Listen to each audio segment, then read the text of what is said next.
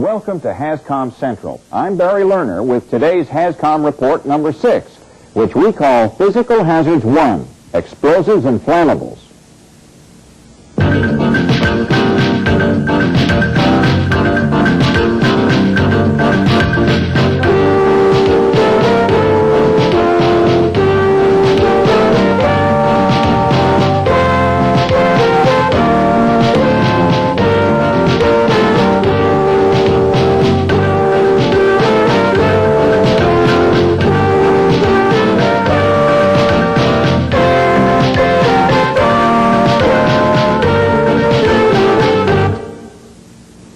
There are two main classifications of hazards associated with chemicals: physical hazards and health hazards. These are the two general ways chemicals can harm you. Let's start by reviewing what these hazards are. Physical hazards are things that can hurt you by catching fire, exploding, or reacting dangerously in other ways. Health hazards, the other basic category, affect your health adversely either immediately or over a longer period of time. Today, we're going to talk about the categories of physical hazards called flammables, combustibles, gases, and explosives. In a later program, we'll cover the others. These chemicals can hurt you in a number of ways if they're not handled safely.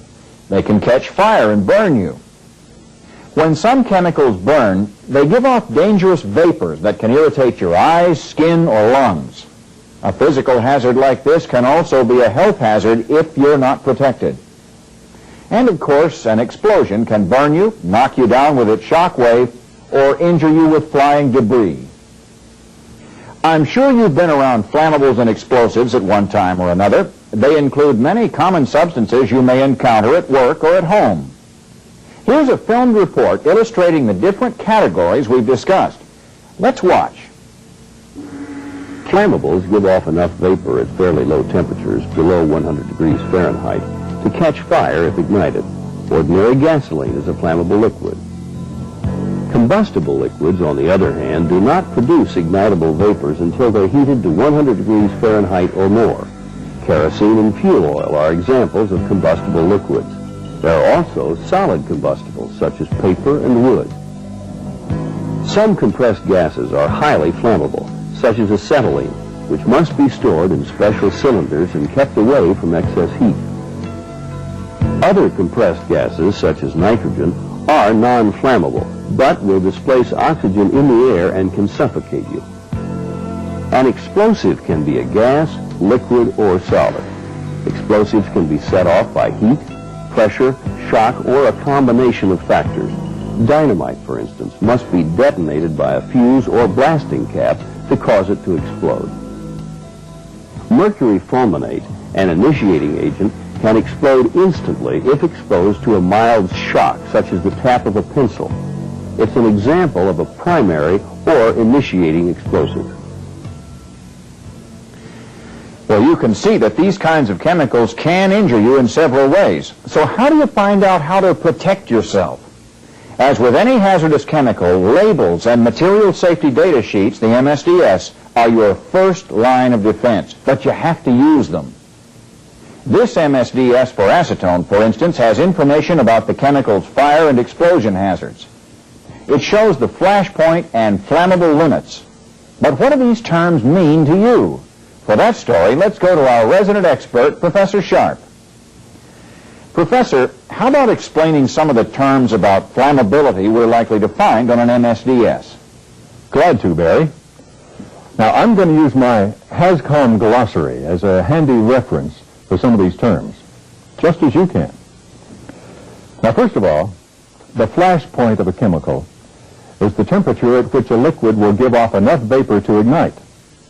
Now, various tests are used to determine flash points, and the type of test used will be shown on the MSDS.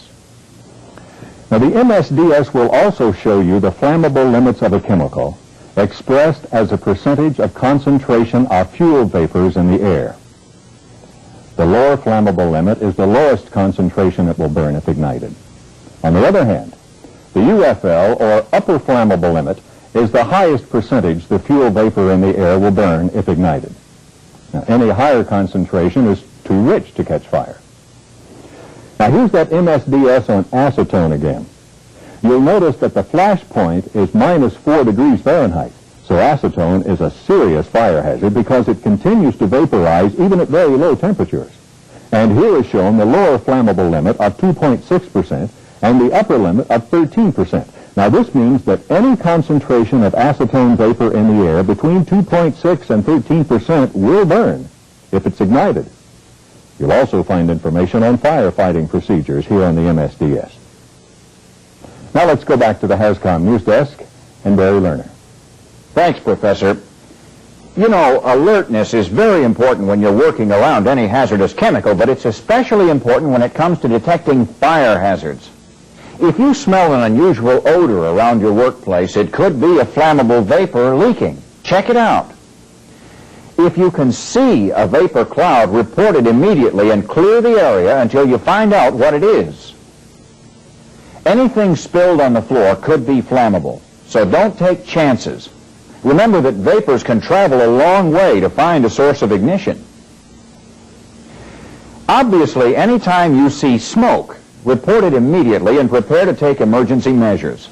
To illustrate how flammable materials are controlled in an actual work environment, we have this taped report from a plant where the safety engineer is orienting new employees on fire safety. Let's watch. Okay, here we're storing ethyl alcohol. Now, all flammable materials at the plant, they're identified with a label like this one. In addition to the warning flammable sign, we have a labeling system designed by the National Fire Protection Association, NFPA for short. The top portion of the label is colored red. Now, it classifies the flammables with numbers from 1 to 4, with 4 being the most flammable. What are those other numbers for? The number in the blue area of the label, that indicates health hazards. And over here, the number in the yellow triangle, that stands for the reactivity of the chemical. And the bottom block is for any special information. Sounds like this ethyl alcohol is dangerous stuff. Can it leak out? This is a specially sealed container with a layer of inert gas at the top, which prevents a flammable mixture from developing. Are those sprinklers up there? Right you are. And we also have CO2 fire extinguishers available, which are the type of extinguishers called for in the MSDS. Let's take a look at it here. Now here in the fire and explosion section of the MSDS, you see that the flash point temperature is only 53.6 degrees Fahrenheit.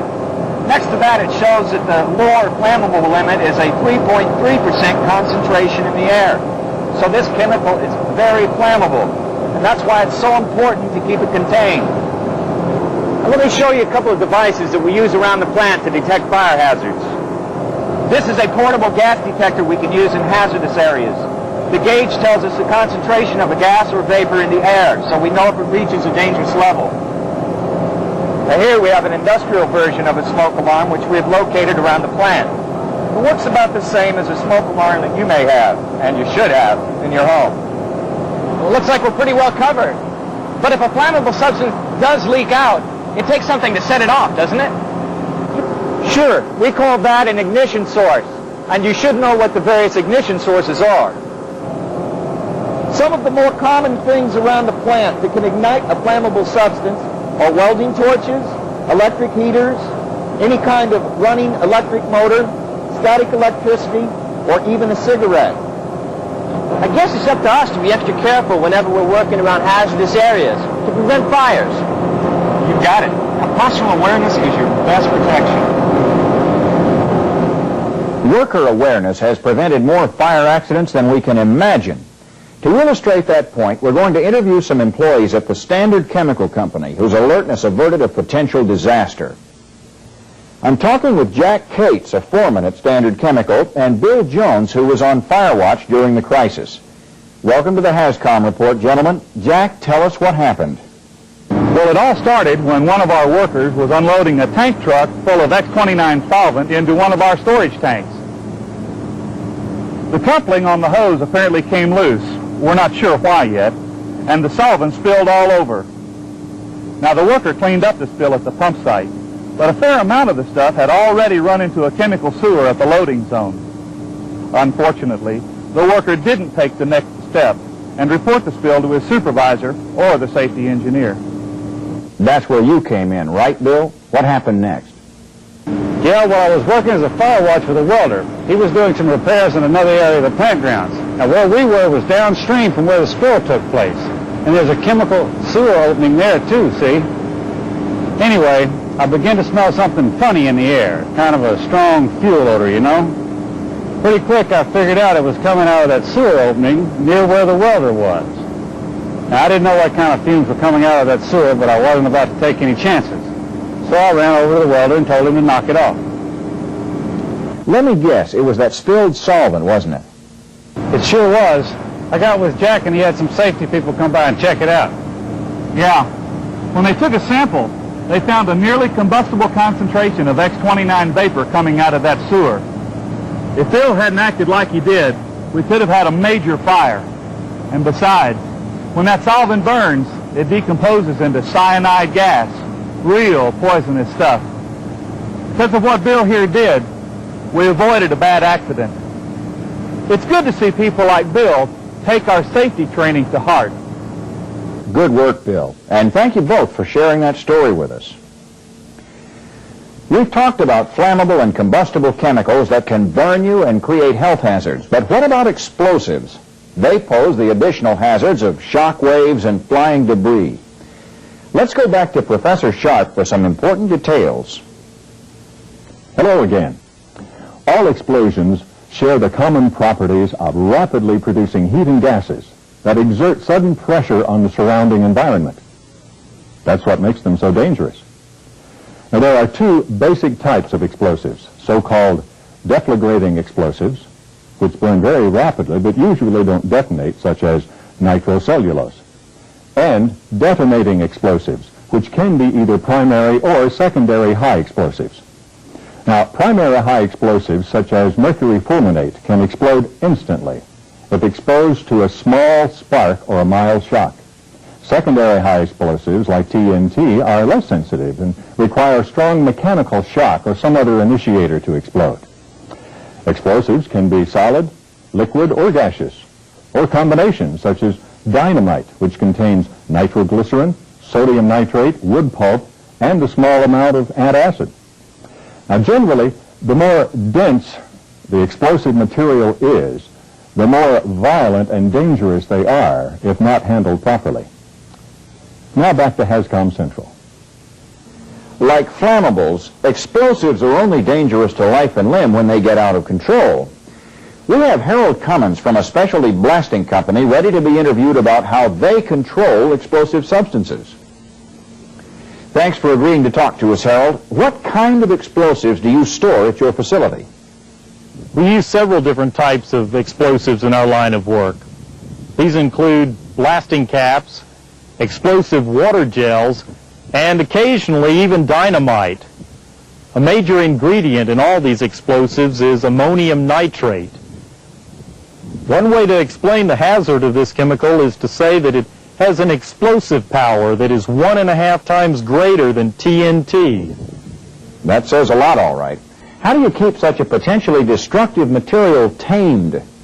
The key to safe handling and storage of any explosive is to make sure it is stored in a tested and approved container, such as this special vessel.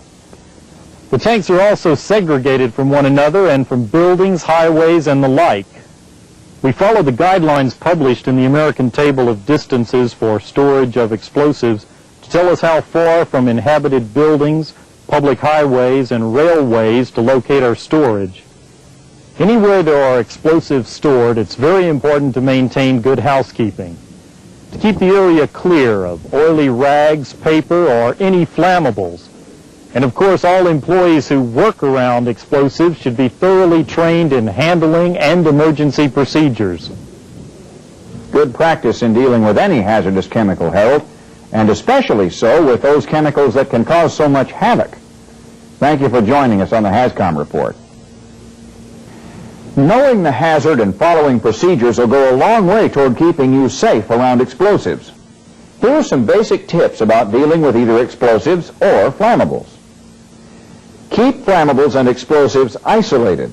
Store and transport them in the proper containers. Keep your work area clean and well ventilated so there's less chance of a fire getting started. Keep any possible ignition source away from flammables and explosives. Make sure you have extinguishers and protective equipment handy, and know how to use them. And finally, know and follow the safe procedures indicated by labels, MSDS, and your own company policies.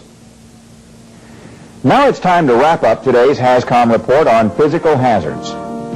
In this program, we've looked at some of the different types of physical hazards classified as flammables, explosives, and compressed gases. Professor Sharp explained terms of flammability and explosives, such as flash points, flammability limits, detonating, and deflagrating explosives. And we saw illustrations of how these chemicals can cause injury by burns, irritation of the eyes, skin, and lungs, and by explosive shock.